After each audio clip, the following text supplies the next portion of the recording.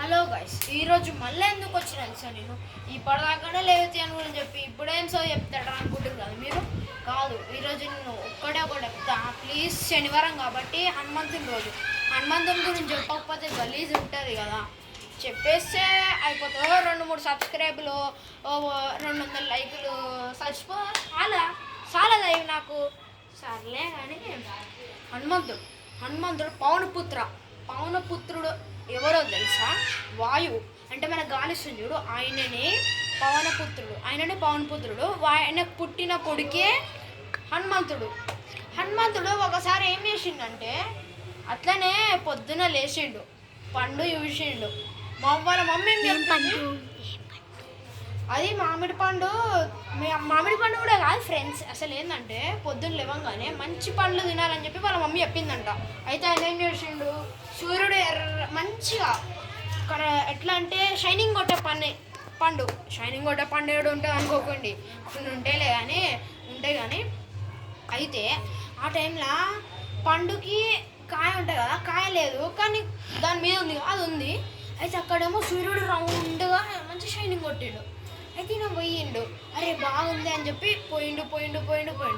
అయితే అది ఎంత పెద్దగా ఉంది, ఎంత బాగుంటుందో అని చెప్పి ఆయన కూడా అంతనే పెద్దగా అయిండు.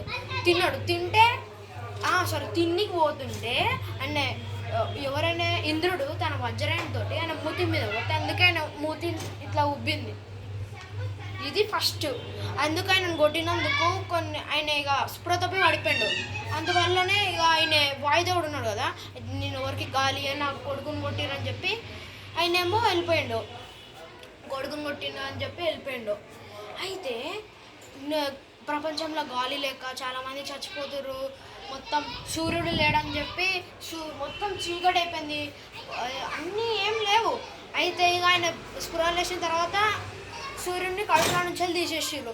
అయితే ఆయన కూడా లేచిండు, ఆయనకి వరాలు ఇచ్చిండ్రు, ఇట్లయితావు అని చెప్పి వరాలు ఇచ్చిండ్రు. ఇక హనుమంతునిది ఒక శ్లోకం ఉంది నా దగ్గర. ఏంటంటే ఇది ఎవ్రీడే కాదు కానీ ఎవ్రీడే ఎప్పుడు గుడి పోయేటప్పుడు, గుడి కాడ హనుమంతుడు ఉంటాడు కదా, ఆయన దగ్గర చుట్టూ తిరిగేటప్పుడు ఈ మంత్రం చెప్పండి, కంపల్సరిగా వింటాడు. ఆంజనేయ ఫస్ట్ ఉంటుంది, అదేందో తెలుసా? ఆంజనేయ మహావీర్యం బ్రహ్మ విష్ణు శివాత్మకం తరుణార్కర ప్రభోశాంతం రామదూతం నమామ్యం అని ఇది చెప్తే పద్యము, ఇది చెప్తే కంపల్సరిగా హనుమంతుడు వింటాడంట కోరికలు. అయితే ఇది హనుమంతుడి గురించి. చలో గైస్, బాయ్.